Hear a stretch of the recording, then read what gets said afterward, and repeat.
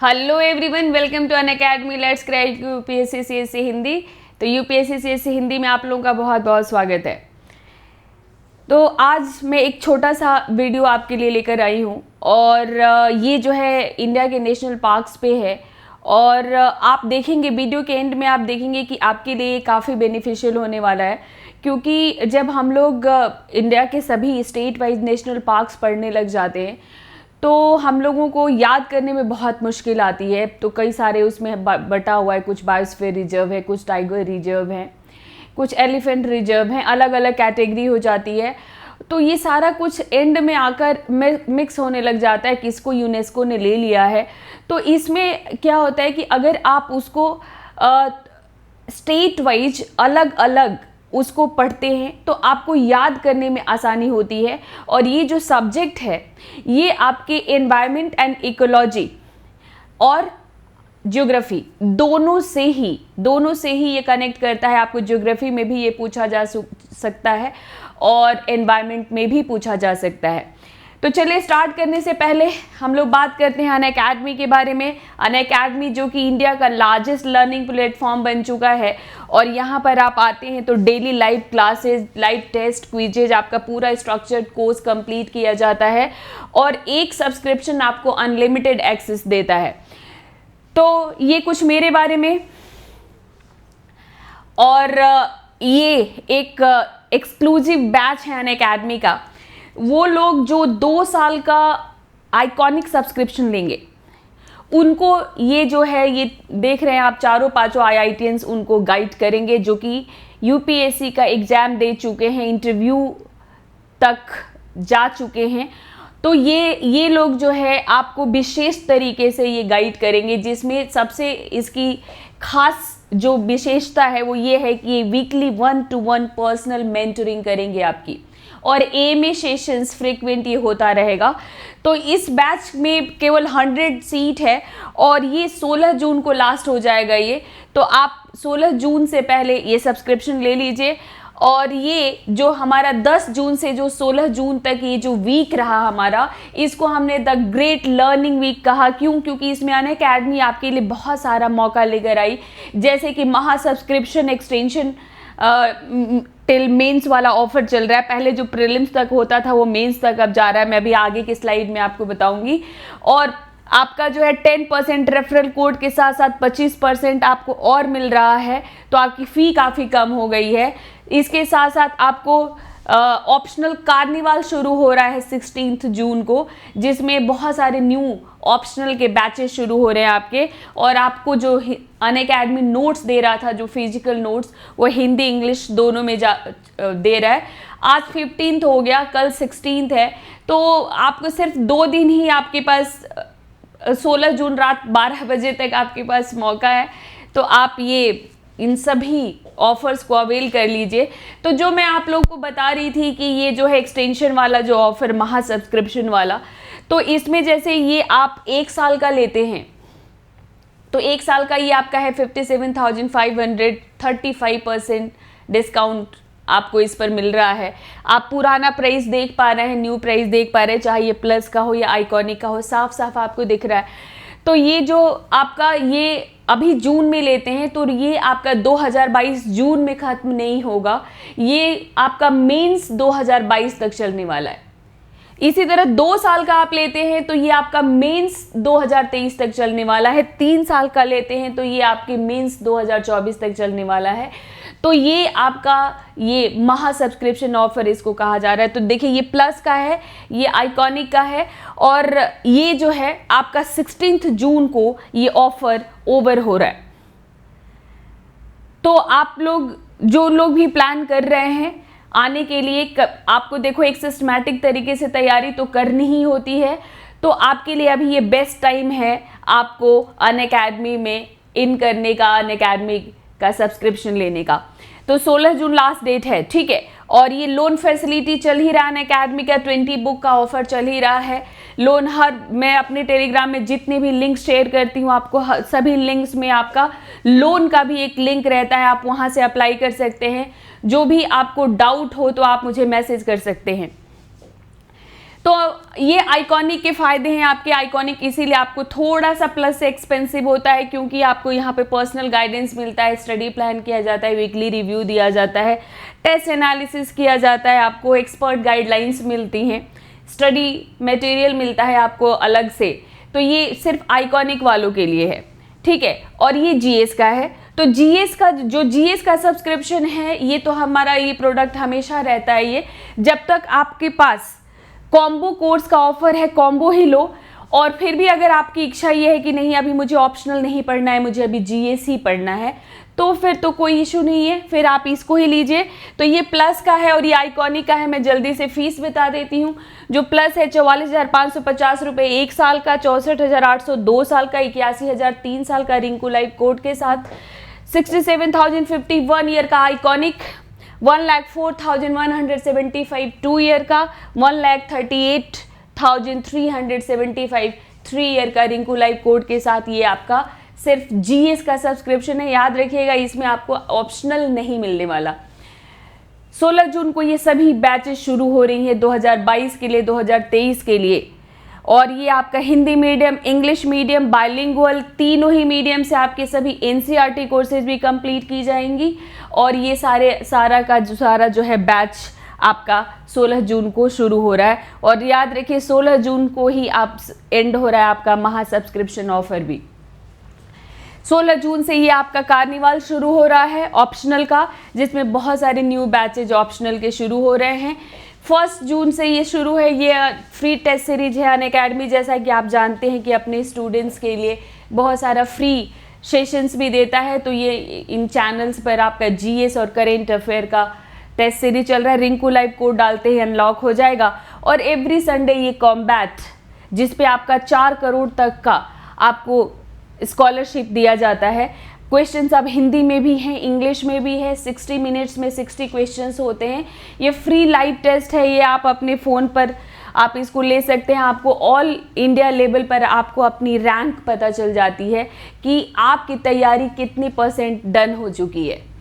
तो सबसे बेस्ट तो यही है, स्कॉलरशिप तो प्राइज़ जहाँ पर भी मिले वो भी आपके टैलेंट के बलबूते पर, तो उसको ज़रूर लेना चाहिए, चाहे वो एक पेन ही क्यों ना हो प्राइस में।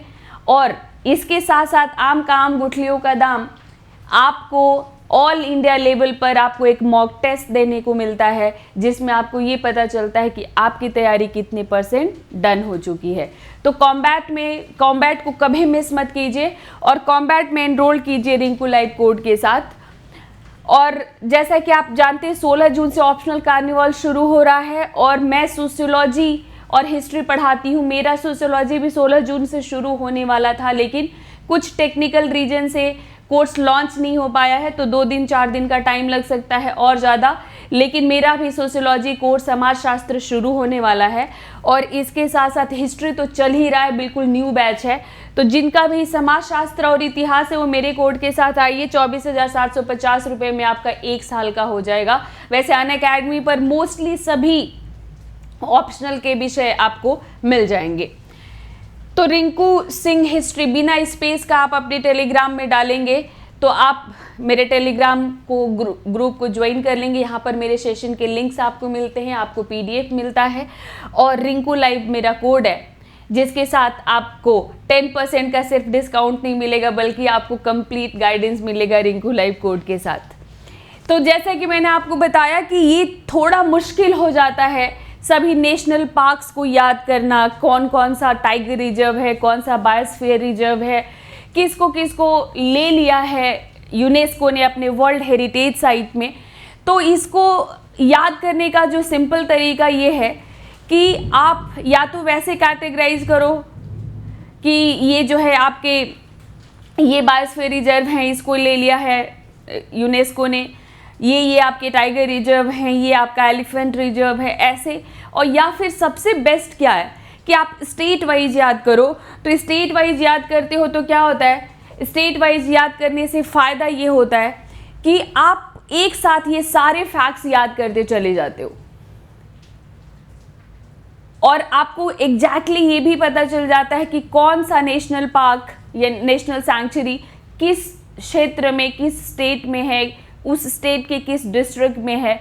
कि कई बार आप देखते हो कि जैसे कद्रेमुख को या नीलगिरी माउंटेन को, पूरे के पूरे माउंटेन को ही बायोस्फीयर रिजर्व घोषित कर दिया गया, तो आपको ये सब भी पता चलता रहता है वहाँ से कौन सी नदियाँ।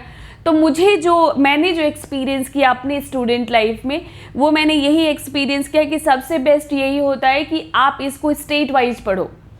तो अब मैं आपको ऐसे छोटे छोटे वीडियोस बनाकर मैं आपको स्टेट वाइज ये लर्न कराती जाऊंगी। तो आज मैंने 2 स्टेट लिया है। तो इसमें जैसे पहला स्टेट है अपना कर्नाटका।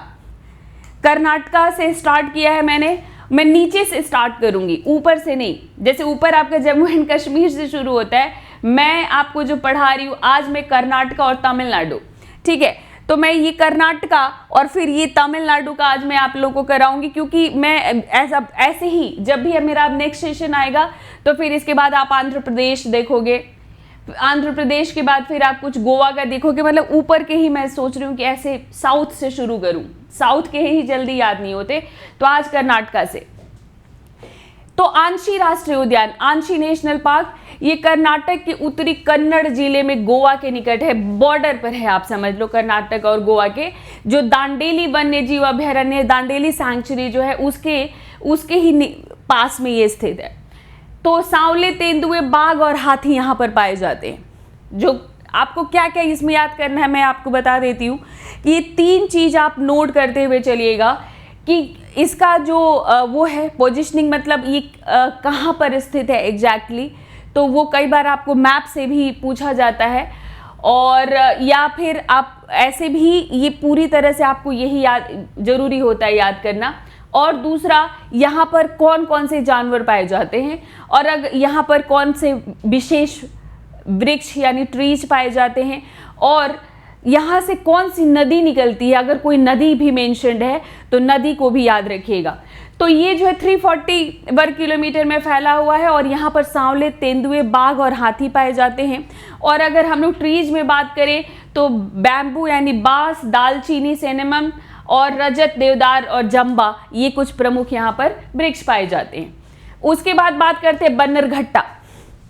नाम ये बड़ा थोड़ा सा अजीब लगता है, वैसे फनी नेम भी है बन्नरघट्टा।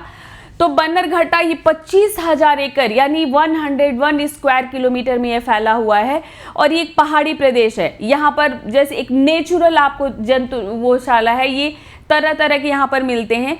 और बेंगलोर जो जाता है वो यहाँ पर जरूर जाता है, जो बेंगलोर जाता है। तो बेंगलोर से ये बेंगलोर के टूरिज्म का एक विशेष अट्रैक्शन भी है बन्नरघट्टा नेशनल पार्क। कद्रेमुख, जैसा कि आप जानते हैं कि जो है कद्रेमुख एक पूरा का पूरा आपका जो है ये पर्वतीय क्षेत्र है, और ये जो है इसका मीनिंग जो होता है कद्रेमुख में, ये चिकमंगलूर जिले में है, इसका मीनिंग होता है घोड़े का चेहरा, फेस ऑफ द हॉर्स, इसका मीनिंग होता है। और कद्रेमुख जो कि आपका डेक्कन प्लेट्यू का ये भाग है, ये आपका जो है ये लोहे के अयस्क का निक्षेप भी यहाँ पर, मतलब लोहे का अच्छा, आयरन ओर का अच्छा डिपोजिशन यहाँ पर पाया जाता है। और यहाँ से 2 नदियाँ निकलती हैं, इम्पॉर्टेंट है ये याद रखिएगा। तो जो 2 नदियाँ यहाँ से निकलती हैं, उन 2 नदियों में तुंगभद्रा और नेत्रवती, तुंगभद्रा और नेत्रवती, ये 2 नदियों का जो उद्गम स्थल है, जो ओरिजिन प्लेस है, वो यही पहाड़ी है। और मालाबार के जो गंधबिलाव, जंगली कुत्ते, रीछ और चीतल यानी स्पॉटेड डियर, एक डियर की तरह होता है, बहुत स्पॉट होता है इस पे, तो ये यहाँ पर पाया जाता है। नागरहोल ये जो है कर्नाटक के मैसूर जिले में स्थित है, और बांदीपुर राष्ट्रीय उद्यान से दक्षिण पश्चिम की ओर है। तो बांदीपुर की अपेक्षा लेकिन यहाँ पर बाघ, बाइसन जो है जिनको गौलू कहते हैं, और हाथियों की आबादी ज़्यादा है यहाँ पर नागरहोल में। इसको राजीव गांधी राष्ट्रीय उद्यान के नाम से भी जानते हैं। यूनेस्को के समक्ष वर्ल्ड हेरिटेज साइट के रूप में इसका चयन विचाराधीन है, यानी अभी तक यूनेस्को ने लिया नहीं है, यूनेस्को इसको ले सकता है नागरहोल को, ठीक है। तो ये आप इसको याद रखिएगा। भद्रा, 2 नेम मैं आपको बताऊंगी अपना एक्सपीरियंस कि भद्रा और बांदीपुर, इन दोनों को लेकर मैं हमेशा कंफ्यूज हो जाती थी। नेशनल पार्क्स हमारे टाइम भी बहुत पूछा जाता था। तो उसमें मैं क्या, जैसे थोड़ा एलिमिनेशन मेथड से मैं क्वेश्चंस कर लेती थी। तो आप देखोगे कि नॉर्थ ईस्ट वाले जो सैंक्चुरीज हैं, नेशनल पार्क्स हैं, उनका नेम्स थोड़ा सा नॉर्थ ईस्टर्न होता है। अगर नॉर्थ इंडिया का देखोगे तो वो थोड़ा डिफरेंट होता है। तो इसी तरह साउथ वाले भी थोड़े डिफरेंट होते हैं। तो मैं कई बार थोड़ा कन्फ्यूजन होता था, तो एलिमिनेशन मेथड से भी मैं इस आंसर को सही कर लेती थी। लेकिन मुझे जो इशू आया वो भद्रा और बांदीपुर में आया। मैं कई बार ये मैंने गलत किया है छोटे छोटे एग्जाम्स में। तो क्योंकि मैं इन नेम्स को, भद्रा और बांदीपुर, मुझे हमेशा नॉर्थ इंडियन नेम लगता था और किसी क्लोज ऑप्शन को मैं चूज कर लेती थी। तो ये याद रखिएगा, भद्रा और बांदीपुर। तो भद्रा ये कर्नाटक में 1998 में इसकी स्थापना हुई और 500 वर्ग किलोमीटर, स्क्वायर किलोमीटर के क्षेत्रफल में ये फैला हुआ है। बाघों के तेंदुए, हाथी, भालू, लंगूर, बंदर, कई जैसे प्रजाति के जीव यहाँ पर पाए जाते हैं। आ गया बांदीपुर। तो बांदीपुर, विशेष तौर पर बांदीपुर मैंने 1-2 बार गलत किया है, इसलिए मुझे बांदीपुर याद रहता है। आप लोगों को भी ऐसे ही रहेगा, जो क्वेश्चन आप एग्जाम में एक बार गलत कर देते हो वो कभी नहीं भूलता। तो ये बांदीपुर, ये भारत का प्रसिद्ध बाघ संरक्षित, यानी ये टाइगर रिजर्व है, ठीक है, टाइगर रिजर्व है। और कर्नाटक में नीलगिरी जो बायोस्फीयर रिजर्व है उसी का एक पार्ट है ये। तो नीलगिरी बायोस्फीयर रिजर्व का एक पार्ट है और इसमें जो है 70 बाघ और 3000 एशियाई हाथियों का ये वास स्थान है। तेंदुए, ढोल, गौर, रिछ, यहाँ पर ये जानवर पाए जाते हैं और ये भी, इसको भी वर्ल्ड हेरिटेज साइट के रूप में लेने का जो है प्रपोजल भेजा जा चुका है। अब बात करते हैं हम लोग तमिलनाडु की। वो कर्नाटक का था, उसके बाद तमिलनाडु। तो ये देखो, अभी हमने ये वाला पार्ट किया कर्नाटक वाला और अब हम ये तमिलनाडु कर रहे हैं। इसके ऊपर आंध्र प्रदेश हो जाएगा। फिर अभी केरल छूट गया है, आज थोड़ा शॉर्ट वीडियो के चक्कर में केरल का मैंने नहीं लिया, तो आज 2 का ही करते हैं। तो आंध्र प्रदेश, ये तमिलनाडु का। तो तमिलनाडु में उतने नहीं हैं जितने कि आपने कर्नाटक में देखे। तो पालनी पहाड़ी राष्ट्रीय उद्यान है ये, पालनी हिल्स नेशनल पार्क। तो ये तमिलनाडु के डिंडीगुल जिले में स्थित है ये, और पालनी पहाड़ियों पर ये फैला हुआ है। तो ये कोडाइकल, ठीक है, कोडाइकवाल वन्य जीव अभयारण्य के बहुत ही नज़दीक में ये स्थित है। तो कोडाइकवाल भी जो है वहीं पर है तमिलनाडु में, ठीक है। उसके बाद जो है कालाकड, ये मुंडनथुराई कालाकड बाघ संरक्षित प्रदेश, ये भी टाइगर रिजर्व है। 1988 में इसको स्थापित किया गया था और लगभग 800 स्क्वायर किलोमीटर में ये फैला हुआ है। बाघ, हाथी, तेंदुआ, बंदर, लगूर, अजगर, एक विशेष यहाँ का वो है, चीतल, हिरण, विभिन्न प्रकार के पक्षी भी पाए जाते हैं यहाँ पर। तो ये है आपका जो है मुंडनथुराई कालाकड वन्य जीव अभयारण्य। पालनी पहाड़ी, तो पालनी पहाड़ी जो है ये तमिलनाडु के डिंडीगुल जिले में। तो ये तो है आपको कोडाइकवाल, अच्छा ये रिपीट हो गया है। फिर मुदुमलई है, ये आपका तमिलनाडु के पश्चिमी भाग में स्थित है और नीलगिरी जिले से उत्तर पश्चिम की ओर स्थित है, कोयम्बटूर से लगभग 80 किलोमीटर दूर। मेन यहाँ पर आपको पता है कि आपको क्या याद रखना है, यहाँ पर आपको ये नेम्स बहुत मिक्स होते हैं, तमिलनाडु वाले, केरल वाले, आंध्र प्रदेश के भी कुछ मिक्स होते हैं। तो आपको नेम याद रखना है कि ये कर्नाटका का पार्ट है, ये तमिलनाडु का। तो ये मुदुमलई ये तमिलनाडु का है, ठीक है। तो बस इतना याद रखेंगे, आपसे एग्जाम में भी इतना ही पूछा जाएगा। तो ये आज मैंने आप लोगों को कराया कर्नाटक और तमिलनाडु। ऐसे ही नेक्स्ट सेशन में लेकर आऊँगी और उसमें मैं कुछ और स्टेट्स आपको, जैसा कि मैंने दक्षिण से शुरुआत कर दी है, तो हम दक्षिण से ही धीरे धीरे हम लोग जो है ऊपर की तरफ बढ़ेंगे, कुछ डेक्कन के आसपास, फिर आपका उत्तर भारत, फिर जम्मू कश्मीर तक जाएंगे। जैसा कि आप जानते हैं कि मध्य प्रदेश में ऐसे बहुत सबसे ज़्यादा सैंक्चुरीज हम लोग को मिलते हैं। पूरा ये सब उड़ीसा, मध्य प्रदेश, बंगाल वगैरह कवर करते हुए हम लोग आगे बढ़ेंगे। तो सेशन को लाइक करना, चैनल को सब्सक्राइब करना और अपने दोस्तों को बताना, इसको शेयर करना ना भूलें। तो चलिए मिलते हैं नेक्स्ट सेशन में, तब तक के लिए आप सब लोगों को all the best, bye bye.